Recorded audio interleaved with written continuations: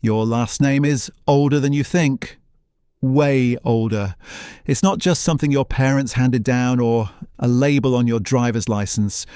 It's a genetic breadcrumb trail left by people who lived centuries before countries had borders, before anyone kept records, before history cared about ordinary lives. And if you know how to decode it, your surname reveals where your ancestors stood, what they built, and who they refused to forget. Most surnames across the British Isles are between 700 and 1,000 years old. Think about that. Your family name has survived plagues, wars, famines, and entire empires rising and falling. It outlasted kingdoms, it crossed oceans, and it did all of that while carrying a hidden message about the people who first wore it. But here's what makes this fascinating. The way your surname was created tells you exactly where your ancestors lived. Irish, English, Scottish and Welsh surnames were built using completely different rules. Each culture had its own logic, its own priorities, its own way of deciding what mattered enough to become permanent. And those differences are still locked inside the names we use every day. Let's start with the moment surnames didn't exist. Picture a small village in the year 900. Maybe 50 people. Everyone knows everyone. You don't need a second name because there's only one William, one Margaret, one Thomas. Life is local. Your reputation travels as far as you can walk in a day. Then something shifts. Towns grow, trade expands, populations double, then triple.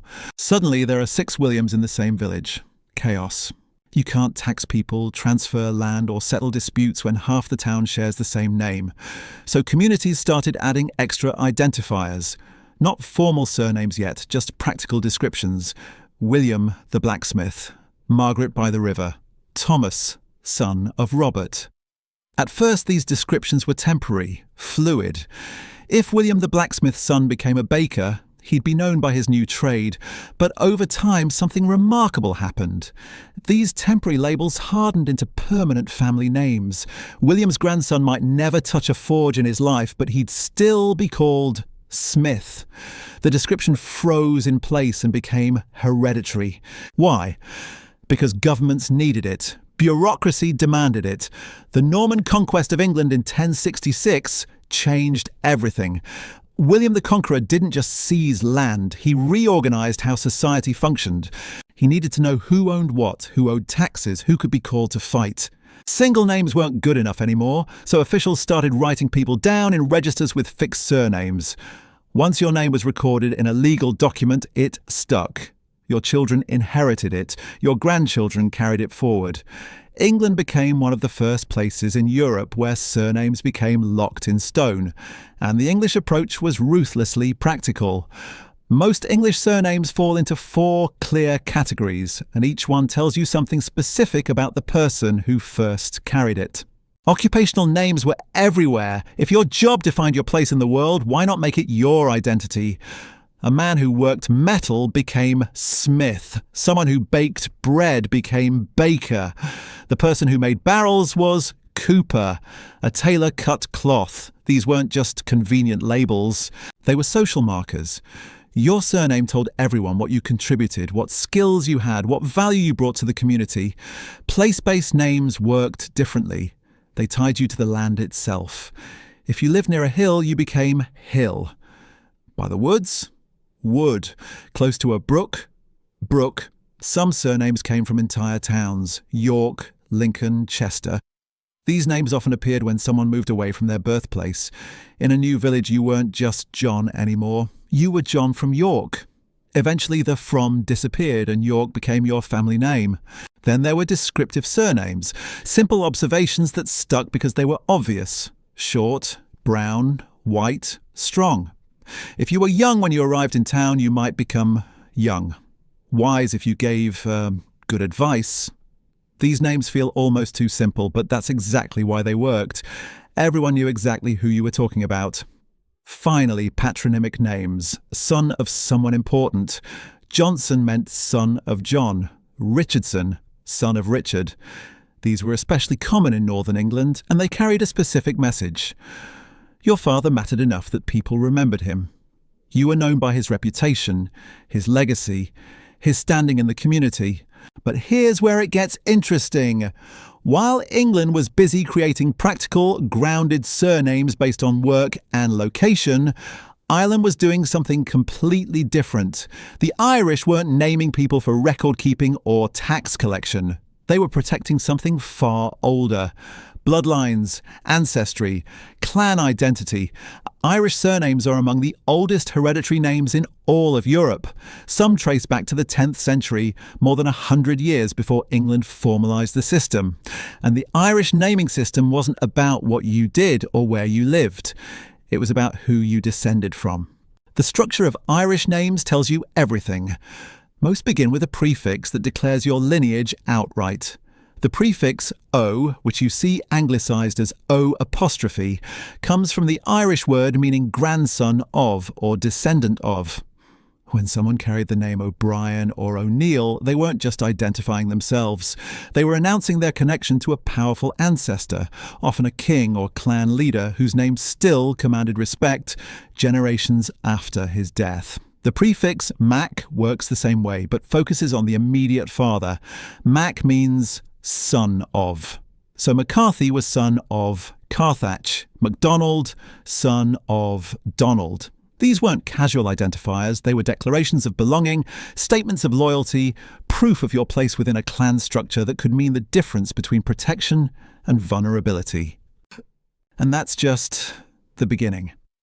Because what happened to Irish names under English rule reveals an entirely different story, one that rewrote identities and buried histories in plain sight. Under English occupation, Irish families faced systematic pressure to erase their Gaelic identity. Colonial authorities didn't just want land and taxes, they wanted cultural erasure. One of the easiest ways to accomplish that was through names. O'Sullivan became Sullivan. O'Connor became Connor. The prefix that declared ancient lineage, that connected families to clan leaders and kings, was stripped away by legal force and social pressure. Mac names suffered similarly. McCarthy became Carter in some regions. Others anglicised to Mac or simply dropped the prefix entirely. Some families went further, translating their Gaelic surnames into English equivalents. The name Ban, meaning white, became white. Douv, meaning black, turned into black. These weren't voluntary changes. They were survival decisions made under systems designed to eliminate Irish culture entirely. But the names survived. Even in their altered forms, they carried forward. Today, when you meet someone named Sullivan or Connor, you're likely looking at a family whose ancestors once carried an O prefix that declared their bloodline. The Gaelic roots remain embedded in the sound, the rhythm, the structure. English rule rewrote the spelling, but it couldn't erase the history. Now shift your focus north. Scotland developed its own distinct naming culture, one shaped by clan loyalty and Highland identity. Scottish surnames reflect a fierce blend of Gaelic tradition, Viking influence from Norse settlers, and Anglo patterns from the southern lowlands. The result is a naming system unlike anything else in Britain. The clan system wasn't just social structure, it was survival infrastructure. In the rugged Scottish Highlands, your clan name meant everything. Protection, identity, resources, loyalty. Carrying a name like MacDonald, MacLeod or MacGregor wasn't simply about family lineage. It was about belonging to a community bound by shared ancestry and mutual defence. Clans operated almost like small nations. If your surname aligned you with a powerful clan, doors opened. If it marked you as an enemy, they closed fast. Historian George Buchanan observed in the 16th century that Scots treated ancestral memory as sacred duty.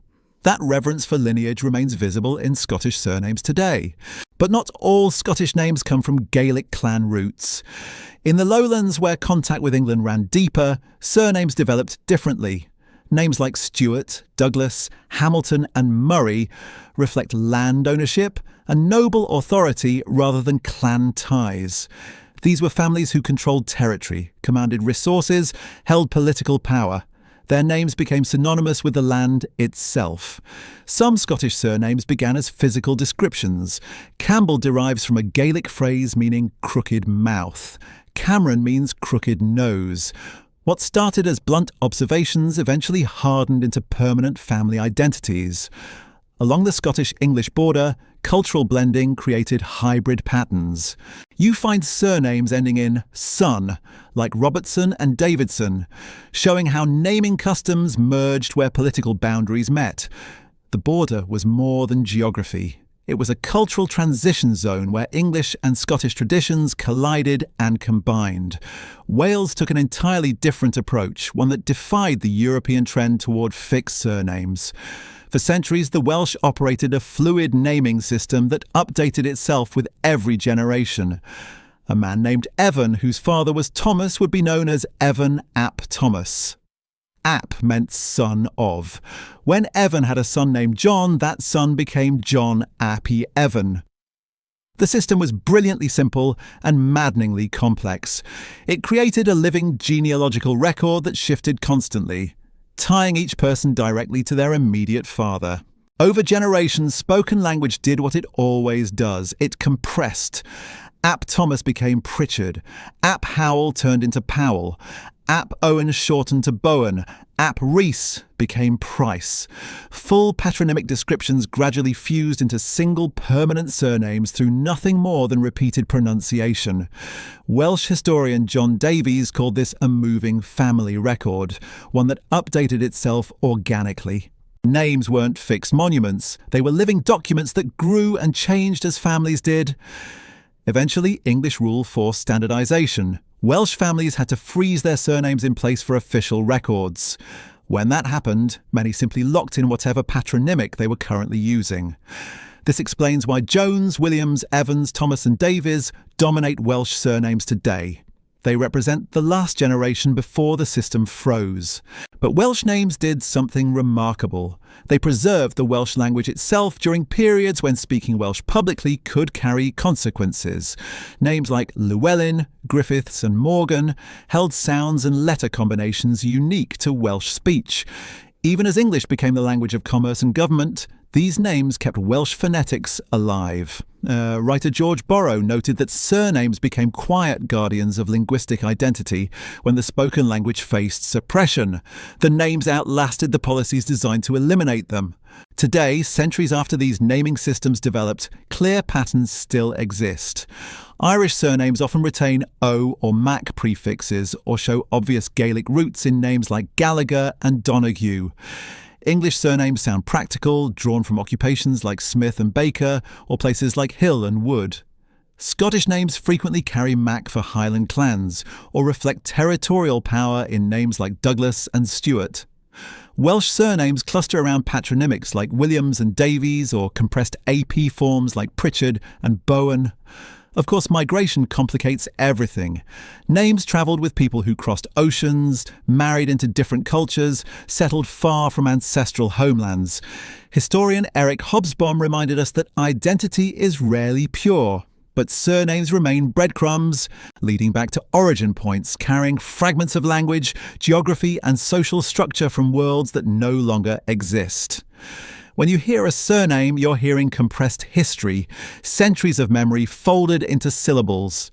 That's the quiet power embedded in every last name. It survives because people carried it forward through wars, famine and displacement, often when it was the only inheritance they had left to pass down. Your surname isn't just a name, it's a time capsule that survived everything history threw at it. Every syllable carries the weight of ancestors who never imagined their legacy would travel this far. The next time you write your last name on a form or see it on a screen, remember you're looking at a 1,000-year-old secret, quietly waiting for you to decode it.